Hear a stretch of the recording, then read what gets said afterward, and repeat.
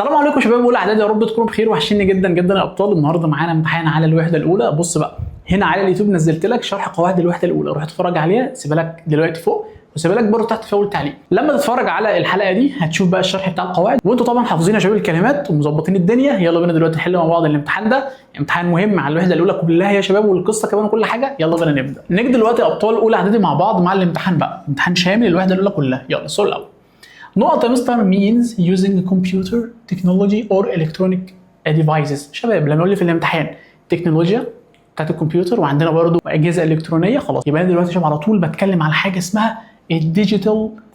ديجيتال يا شباب يعني حاجه رقميه يعني في كمبيوتر في الموضوع، في اجهزه في الموضوع. طيب يبقى رقم 2 يا مستر معايا بيقول لي you should use your phone، تستخدم الموبايل بتاعك. It's a good habit. خلي بالكم يا شباب ما ينفعش اقف هنا، لازم انا اكمل. هنا بيقول لي ان دي عاده جيده، فطالما عاده جيده يا مستر يبقى انا لازم استخدم الموبايل بتاعي wisely. يعني ايه wisely؟ بحكمه. يبقى انا دلوقتي لازم اخد هنا لتر سي. يبقى انت لازم تستخدم الموبايل بتاعك wisely يعني wisely بحكمه، ودي a good habit يعني عاده كويسه. رقم 3 جرامر يا مستر، he often كذا to school with his brother. خلي بالك ده بقى المستر فرم لك اليونت دي. قال لك في الامتحان لما تشوف often او always او اللي هي ظروف التكرار يا شباب، غالبا يعني معاكم في الوحده الاولى اكيد مليون في الميه. يبقى انا اشوف الفاعل اللي معايا ده مفرد ولا جمع؟ مفرد. يبقى انا دلوقتي اجيب فعل فيه اس، يبقى دلوقتي اجري مش هلاقي الا لتر سي، جزء اللي صح. بعد كده بيقول لي ايه؟ بيكلم بي طبعا، فايه بيقول له نقط she take breaks during study. قال له يس she does. خلي بالكم يا شباب دي اكنها بالظبط بسؤال في المحادثه. هو انا في المحادثه لما اشوف فعل مساعد مش انا بسال بيه؟ يعني لو كتب لي تحت مثلا از فانا هسال باز، طب لو كاتب لي ديد هسال بديد، طب لو كاتب لي داز بقى هسال بداز. يبقى الفعل المساعد اللي انا مكتوب في الاجابه بكتبه في السؤال. يبقى هنا داز يبقى اسال بداز. does she take yes she does. تمام كده. طيب السؤال الثاني يا حبايبي معانا النهارده اللي هو مستر املأ الفراغات. على فكره السؤال ده سهل مش صعب ولا حاجه. يلا مع بعض كده. هنا الراجل يا مستر بيقول لي when I watch videos، لما انا بشوف فيديوهات or listen to music او استمع لمزيكا. I use my headphones، بستخدم الهيدفونز بتاعتي عشان اسمع. or speakers if I want to كذا a video call. اما بقى لو انا عايز اعمل فيديو كول مستر، هي a video call بتاخد ايه؟ يعني عايز اقول اعمل فيديو كول، اتكلم مكالمه فيديو، استخدم كلمه اسمها ايه؟ لو انت عارفها عاش عليك مستر. كلمه اسمها make a video call يعني يعمل مكالمه فيديو with my friends online. I use ذا كذا I have to record a presentation for class. في حاجه انا بستخدمها لما انا اكون عايز اعمل presentation. يبقى الحاجه ده يا مستر ممكن تكون ايه؟ ممكن الشيب اقول ان دي ويب كام. طبعا هو بيتكلم عن حاجه اونلاين، فعشان يسجل حاجه اونلاين يبقى يا شباب لازم اجيب حاجه اسمها اللي هي الويب كام، اللي هي يعني الكاميرا اللي بتكون محطوطه على اللابتوب او حاجه. بعد كده that's when I use the microphone. at school my teacher uses a كذا. في المدرسه المدرس بتاعي بيستخدم ايه؟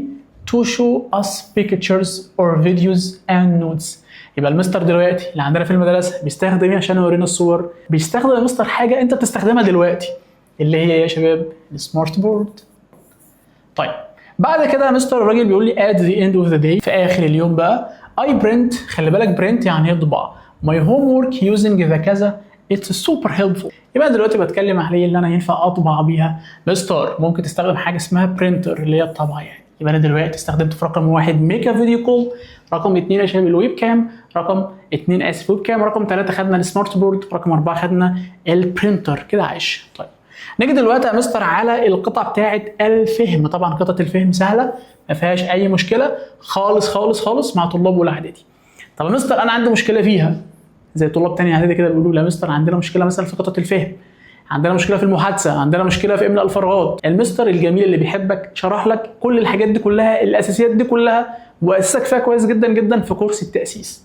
ايه كورس التاسيس ده؟ احنا عاملين كورس اسمه كورس المايسترو، باين قوي من اسمه كده ان هو مايسترو فعلا. شرح لك كل حاجه بالنسبه للاساسيات دي، المحادثه، املاء الفراغات، عندنا قطعه الفهم، عندنا برضو شبه الجرامر، عندنا برضو الباراجراف والايميل كمان. كل ده شرحته لك في كورس واحد 6 حصص او 6 حصص. ايوه لو حابب تشوف الكورس ده ممكن اسيبه لك بعد ما احل مع بعض القطعه بتاعت الفهم دي، هنحلها واسيب لك اعلان عن الكورس لمده دقيقتين كده بالظبط، اتفرج عليه. شوف دلوقتي الكورس ده ممكن يعمل لك ايه لو انت داخل اولى لسه او ثانيه حتى او ثالثه كمان. شوف الكورس ده ايه اصلا المحتوى بتاعه. خلاص لما يعجبك ان شاء الله هتكلم رقم الواتس قول له انا عايز كورس المايسترو وانا في سنه اولى اعدادي، هيديك ان شاء الله كل التفاصيل بتاعت الكورس ده. خلاص يلا نحل دلوقتي مع بعض القطعه بتاعت الفهم الاول وبعدين نشوف الكورس ده بيقول ايه. طيب الراجل هنا بيقول لي Egypt has launched its first hybrid bus in Aswan، يعني مصر اطلقت اللي هو يا شباب الاتوبيس الهجين ده الاول يعني في اسوان. خلي بالك ده مكان غالبا اسالك عليه دلوقتي.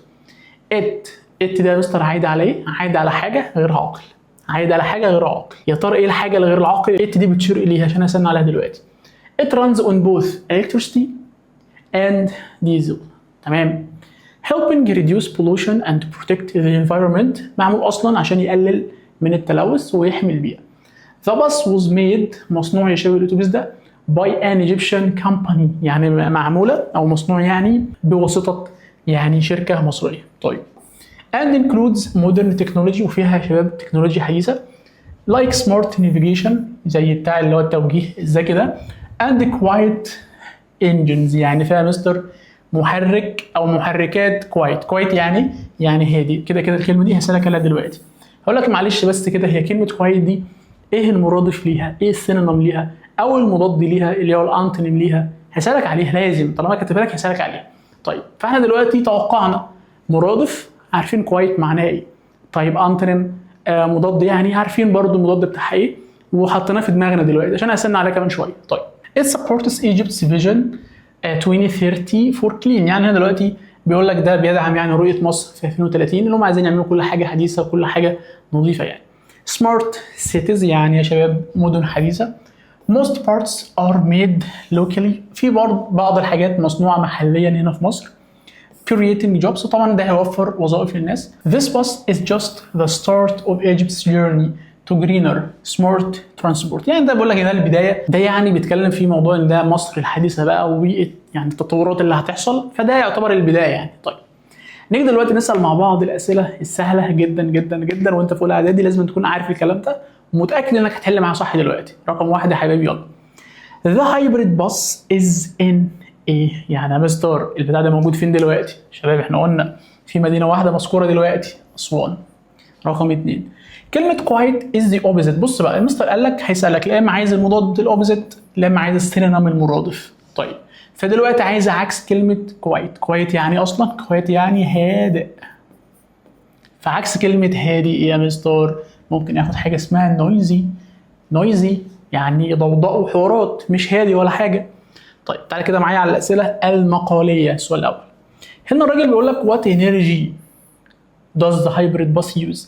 الطاقه يا شباب اللي بيستخدمها الهايبريد باص. طب انا ممكن اجيبها من القطعه في ثانيه، ممكن اقول يا مستر ان هو بيستخدم يا شباب electricity and diesel. شكرا.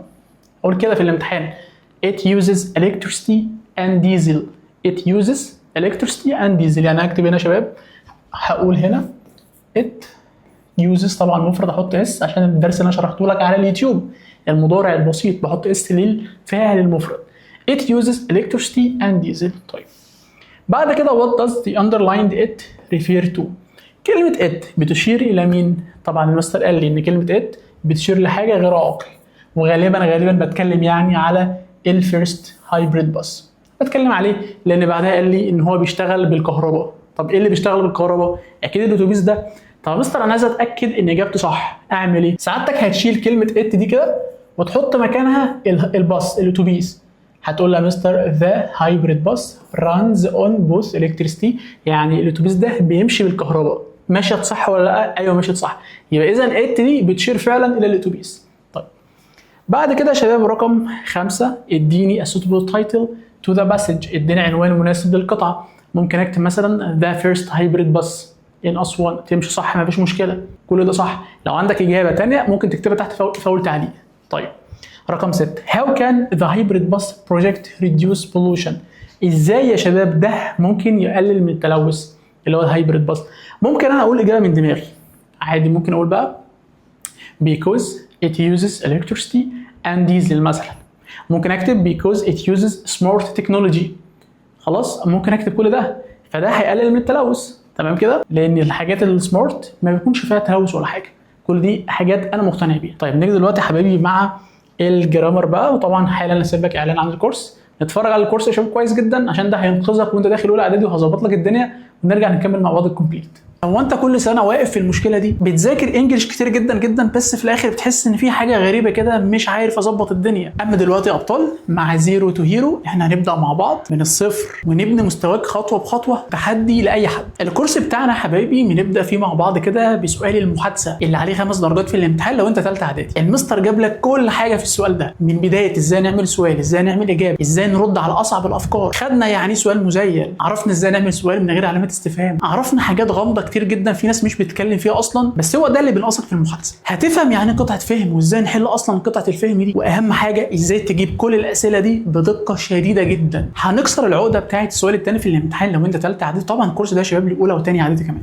المهم يعني هنكسر العقده بتاعه املاء الفراغات ده. السؤال ده في الامتحان يا شباب في ناس كتير جدا مش عارفه تحله. هعلمك برضو في نفس الكورس ده ازاي ساعتك تكتب الباراجراف وازاي تكتب الايميل، حتى لو انا مستر مش بعرف اكتب اي حاجه خالص، حتى لو انت بادئ معايا من الصفر وكده كده الكورس ده اصلا معمول لك اساسا. طب انا مستر لو كويس هيعلى بمستواه، ازاي تكتب الباراجراف، ازاي تكتب الايميل، ازاي ما تغلطش، ازاي تجيب افكار، ازاي الراجل اصلا في الامتحان بيصحح. بعد الحصص دي يا شباب هنأسسكم في الجرامر، هديكوا اهم الازمنه اللي عندكم في الاعداديه وبالاخص ثالثه اعدادي. في 3 حصص للجرامر قواعد يعني، ظبطت لك فيها حاجات كتير جدا جدا. من الاخر كده يا شباب هتخرجوا من الكورس ده معاكم اساس قوي جدا جدا تمشوا بيه في اولى وثانيه وثالثه اعدادي كمان، يمكن اكتر من نص الامتحان، يمكن اكتر من 15 درجه. كورس المايسترو او زيرو تو هيرو مش مجرد كورس بس انك تحل يعني بيه في الامتحان، ده اصلا بيعلي مستواك بشكل فظيع جدا. لو ساعتك محتاج الكورس هتكلم رقم الواتس ده هيقول لك كل حاجه. وانا اسف ان انا قطعت عليك الحلقه اللي انت بتتفرج عليها، اتفضل كمل الحلقه بتاعتك الجميله وذاكر وركز كويس. يلا بينا نكمل الحلقه بتاعتنا.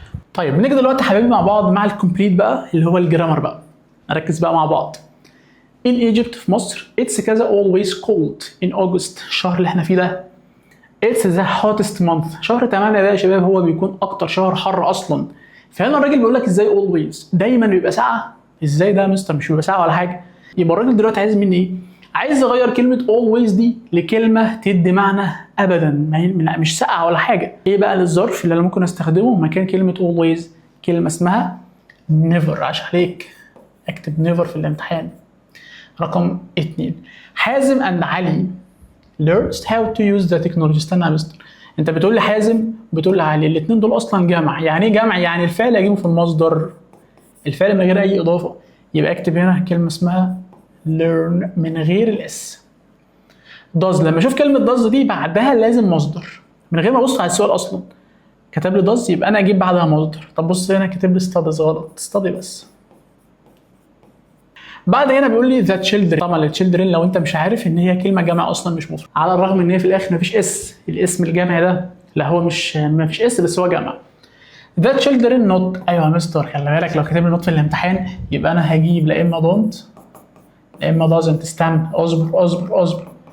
don't مع الجمع اما doesn't مع المفرد، بس بشرط يكون بعدهم الاثنين فعل في المصدر.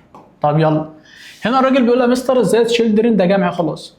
فهنا بيقول لي not يعني هنفي don't ولا doesn't. انت قلت لي ده جمع والله يبقى don't. الفعل بعدهم لازم مصدر.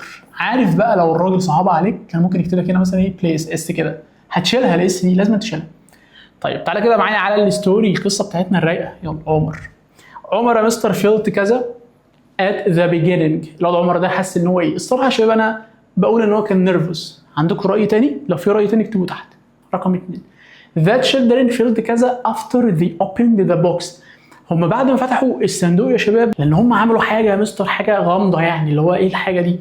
فانا في الامتحان ممكن اقول ان ده ان هم كانوا هابي الصراحه، ما كانوش خايفين ولا انجري ولا ورد ولا حاجه. طيب بعد كده بيقول لي what did زين do to help عمر.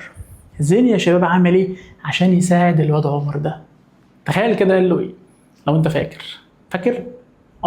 اكتب تحت في اول تعليق زين ده قال ايه لعمر يا شباب عشان يطمنه. قال له كلمه كده صغيره كده، قال له ايه وانا يعني كده يعني انا ايه انا معاك. فاكتبها تحت في اول تعليق واكتبها باسلوبك اللي انت فاهمه، ما تحفظش القصه. انت فاهم ايه؟ الواد ده قال له ايه اصلا؟ طيب ده هسيبه لك واجب تحت دلوقتي في اول تعليق، وطبعا سعادتك لازم حالا تكتب لي تم، تكتب كده في التعليقات تم. ليه يا مستر؟ عشان اي حاجه جديده تنزل هبعته لك على طول، هنرد عليك، هبعت لك الحلقه اللي جايه على طول. طيب رقم 2 واي يعني لماذا؟ Do you think children were curious؟ كانوا يعني هم فضوليين and excited about the magic classroom. ليه تعتقد ان هم كانوا عندهم فضول يا شباب؟ ليه؟ طبعا ممكن اقول في الامتحان مثلا ان دي حاجه، ممكن اكتب مثلا because they like discovering new things، لانهم بيحبوا اكتشاف الحاجات الجديده. things بالجمع هنا او less عادي، ممكن تمشي صح في الامتحان. طيب بعد كده يا مستر عندنا المحادثه. طيب روز وفرح، يلا يا مستر كده روز الاسم ده جميل، الاسم ده جميل روز ده. فالمهم يا مستر ان فرح and روز are talking about e-books، بيتكلموا على الكتب الالكترونيه. تمام ماشي مش مشكله. فروز بتقول لها سؤال، ماشي يا مستر عرفنا ازاي هنركب سؤال حالا. طبعا ده سؤال كامل، سؤال كامل، لو انت عرفت تركب سؤال كامل فانت جامد. طيب سألت سؤال كامل فقالت لها I am reading an e-book on my tablet، بقرأ كتاب الكتروني على التابلت بتاعي. انت ممكن اقول لها انت بتقراي ايه اصلا او بتفعلي ايه، انت بتعملي ايه، كل ده صح. فممكن اقول في الامتحان يا شباب هنا ممكن اكتب مثلا what are you reading، ماذا تقرأي، تمشي صح عادي. what are you reading what are you doing تمشي صح برضه. طيب قالت لها بقرأ كتاب الكتروني على التابلت. سألت سؤال قالت لها it's a book you can read on a digital device instead of paper، يعني ده كتاب ممكن تقرأيه على التابلت بدل instead of معناها بدل، يعني بدل الورق. فممكن اقول لها مثلا ايه يعني ايه اي بوك، يعني الكلمه دي معناها ايه، تمشي صح. ممكن اقول في الامتحان what does e-book mean، ماذا تعني كلمه، طبعا هنا شباب اسف، ماذا تعني كلمه اي بوك، يعني ايه كلمه اي بوك؟ قالت لها اتس ا بوك، ده كتاب انت ممكن تقرايه. تمام. قالت لها ديجيتال ديفايس، قالت حاجه قالت لها يس اي ثينك اتس هيلبفول، فممكن اكتب مثلا ديجيتال ديفايس ذاتس جريت عادي مش مشكله. هذا عظيم، قالت لها ايوه اعتقد ده، وده حاجه مفيده جدا. it can save paper and protect the environment، ممكن كمان يوفر البيبر الورق يا شباب وفي نفس الوقت يحمي البيئه. سالت سؤال في الاخر قالت لها how often do you read e-books before bedtime، how often يعني كم عدد المرات بتقراي الاي بوكس قد ايه؟ مستر ممكن اكتب مره او مرتين او دايما عادي، كل ده صح. ممكن اكتب مثلا I read e-books، بقرا الكتب الالكترونيه. ممكن اكتب يا شباب once a day، بقرا مره في اليوم عادي، كل ده صح. طبعا في الاخر يا حبيبي مفيش سؤال هنا، مفيش سؤال هنا في الاخر. طيب بعد كده بيقول لك اكتب لي باراجراف عن using technology in your daily life، اكتب لي استخدام التكنولوجيا في حياتك اليوميه. طبعا انت خدت الباراجراف ده، خدت الدرس ده، فانت لازم تكون قادر انك تكتب. طب يا مستر انا مش قادر اكتب اصلا حاجه في الباراجرافات دي، في حاجه ناقصه عندك، انت داخل اولى مش متاسس حبيبي، الحاجات دي سهله والله. ازاي اكتب باراجراف ده سهل، بس انت تكون واخد الحاجه الصح انك تبدا بيها كتابه الباراجراف. مش بقى اقول لك ايه ان انت مش هتشخبط، طب ماشي مش هتشخبط، مش اعمل ايه تاني؟ طيب اعمل ايه؟ ابدا ازاي؟ خلاص. فكل الحاجات دي كلها اساسيات لازم تكون عارفها، قلتها لك في الكورس اللي احنا عملناه بتاع المايسترو ده اللي انا كتبت لك عنه اعلان. خلاص شكرا لكم يا شباب، اشوفكم ان شاء الله الحصه اللي جايه على خير. اكتب تم دلوقتي عشان اي حاجه تنزل لك على طول ابعت لك اللينك على طول. شكرا لكم يا شباب، اشوفكم ان شاء الله على خير، والسلام عليكم ورحمه الله وبركاته.